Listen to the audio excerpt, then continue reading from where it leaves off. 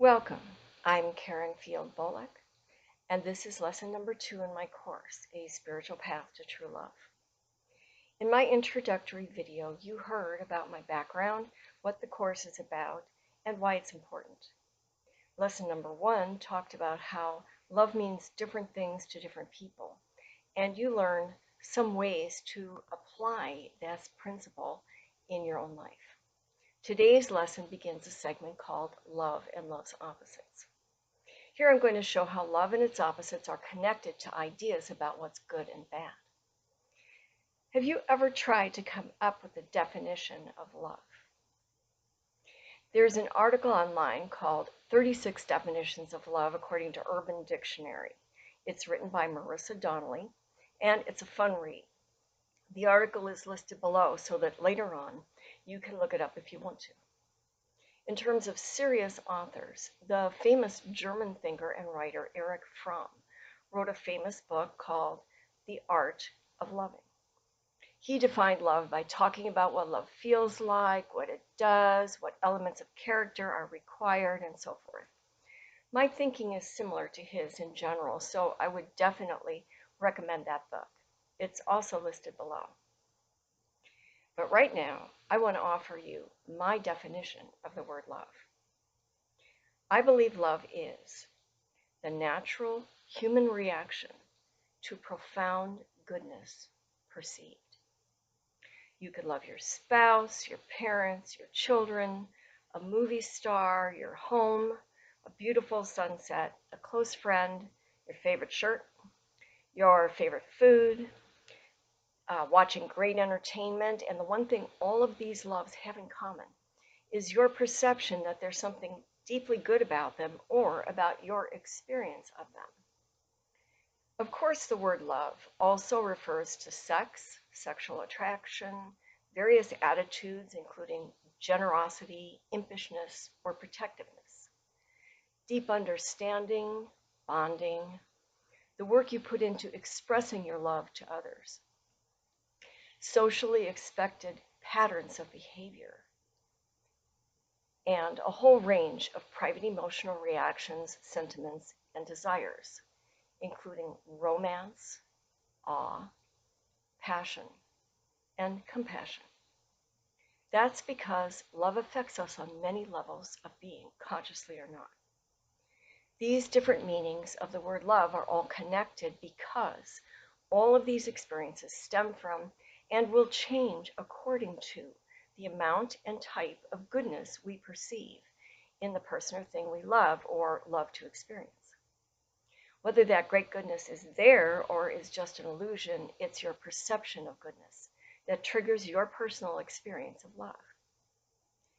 Now, you may perceive someone's essential nature by gazing into their eyes, listening to the quality of their voice, feeling their touch, sensing their energy field, or whatever. But once you get a reading on a person's essence and sense their profound goodness for you, then the experience of love begins to flood through your different levels of being: physical, emotional, psychological, mental, social, and spiritual. In future lessons, I'll talk more about the experience of love on each of these levels. But for now, I'm going to switch over and spend the rest of this lesson talking about some of love's opposites. I like to take this approach because people can argue all day long about exactly how to define love. Yet, based on common experience, it may be easier for us all to agree about what love isn't. The most obvious opposite of love is hate. I call hatred the polar opposite of love. Think about two magnets, where certain poles attract each other and other poles repel each other. Passionate love makes you feel tremendously attracted, while hatred makes you want to push the person away in disgust. Hatred is the natural human reaction to profound badness or evil perceived. On the emotional level, passionate love and hatred are equally intense. In a romantic relationship, you might put someone up on a pedestal as if they're an angel that you adore. And then, realizing they're not an angel, you knock them off the pedestal and demonize them. Similar to love, hate can be based on a perception that's just an illusion of badness or evil. When you hate someone, you not only push them away, but you wish them ill. And you believe you're justified in hurting, condemning, or perhaps even killing them. You can also feel hatred for a group of people. It could be a certain country or nationality, race, religious group, people with significantly higher, or in your opinion, lower IQ than yours, people who do things you think you'd never do, or people who have a totally different idea of what goodness is. You may even judge this group as subhuman, inexcusably bad, or the epitome of evil. Later in this course, when we look at love on a global scale, including war and cultural clashes, we'll come back to this definition. A second kind of opposite of love is the absence of love. It's like going from 100% love to zero love.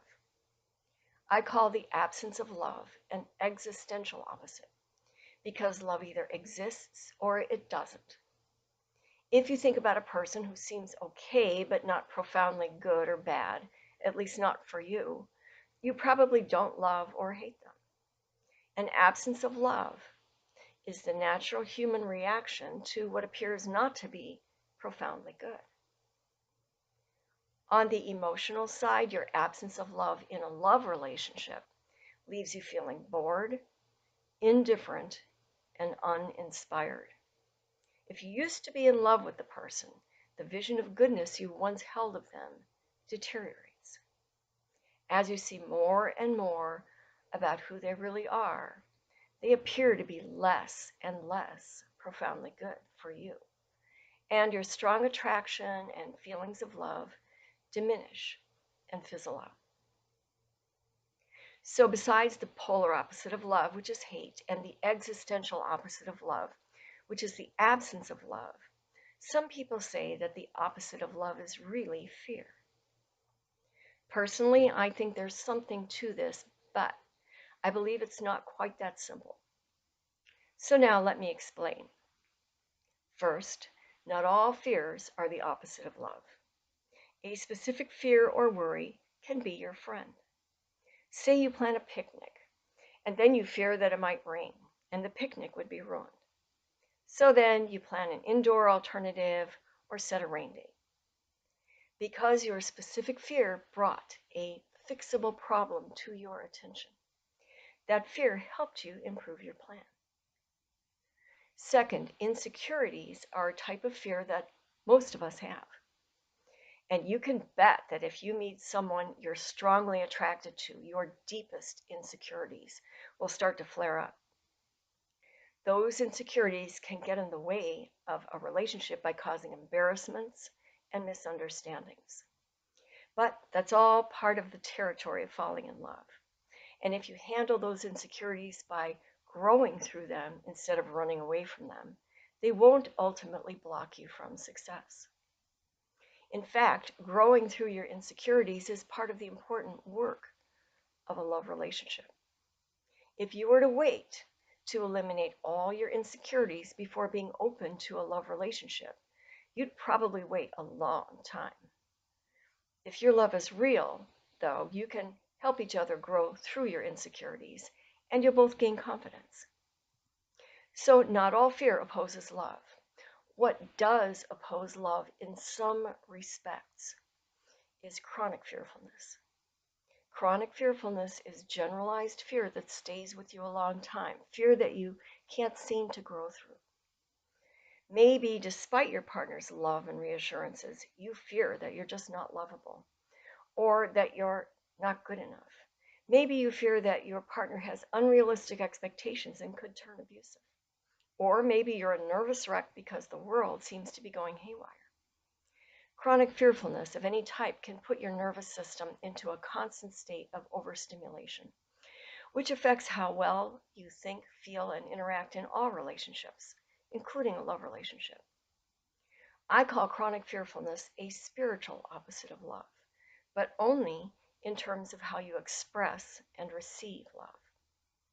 Personally, I've worked through lots of fearfulness and some anxiety, and I know for sure that fearful people can perceive great goodness in others and can feel deep love. It's just that chronic fearfulness creeps into their attitudes and behavior, which can cause relationship problems. Fearfulness is the natural human reaction to the unsettling perception that goodness might not prevail, that profound goodness, some might say God, might not be everywhere, along with the sincere hope that it is. In chronic fearfulness, your thoughts toggle back and forth between your hopes and your fears. Emotionally, fearfulness makes you feel high and low, nervous, insecure, and out of balance. Anxiety, or the extreme and disproportionate fear of failure, throws you so far out of balance that it's impossible to function. How does chronic fearfulness block the give and take of love? When you feel fearful, you become self-focused in order to try to figure out what's wrong inside and how to calm yourself down. So when you're chronically self-focused, you can't pay as much attention to others and their concerns. Fearfulness shows up to others as worry, nervousness, and self-absorption. Let's say you fear that you're not good looking enough, smart enough, or nice enough to deserve the love you have, or the love you hope to win, and you constantly fear losing your partner or a potential partner when he or she figures that out about you. All this means is that you need to accept and appreciate yourself more. In other words, you need to learn how to perceive your own profound goodness, even in the face of your own shortcomings. Because if you don't really love yourself, you can't have an equal relationship with someone you do really love. And when you receive the unabashed adoration of a true lover, it will be hard to accept. You'll feel guilty or needy instead of filled with pure joy. Constantly doubting yourself obstructs the full flow of love between you. But what if you're in a solid relationship and then something changes and you gradually start to fear that your partner doesn't love you anymore? You may think that you're doing everything right in your relationship, but you notice that your partner isn't holding up his or her end of the bargain. Maybe you conclude that your partner never really loved you in the first place. Or maybe you think your partner loves you but isn't providing you as much love as you're offering because your partner's lazy, unfair, inattentive, or taking you for granted.